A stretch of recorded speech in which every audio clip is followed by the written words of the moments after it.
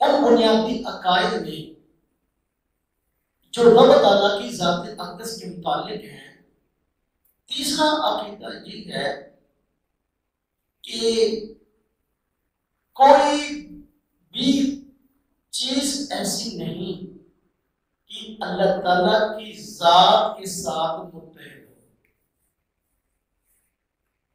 اور کوئی چیز اللہ تعالیٰ کی ذات کے اندر یا اللہ تعالیٰ کی ذات کسی کے اندر حلول کر جائے۔ اللہ پاک کی ذات سے پاک ہے۔ جس طرح عیسائی کہتے ہیں کہ خدا تین ہے، اللہ تعالیٰ کی صفت خدائی عیسیٰ علیہ السلام میں حلول کر گئی، حضرت مریم میں حلول کر گئی، حضرت جبرائیل کو روح القدس کہتے ہیں ان میں حلول کر گئی۔ اسلام اس عقیدے کو سیدھا سیدھا کفر اور شرک بتاتا ہے۔ اللہ تعالیٰ کی ذات کے ساتھ کوئی چیز متحد نہیں، اور نہ اللہ پاک کی ذات کسی کے اندر حلول کر سکتی ہے۔ اللہ پاک کی ذات کس سے پاک ہے؟ اللہ پاک نے اس عقیدے کو قرآن کریم کے اندر کفر فرمایا۔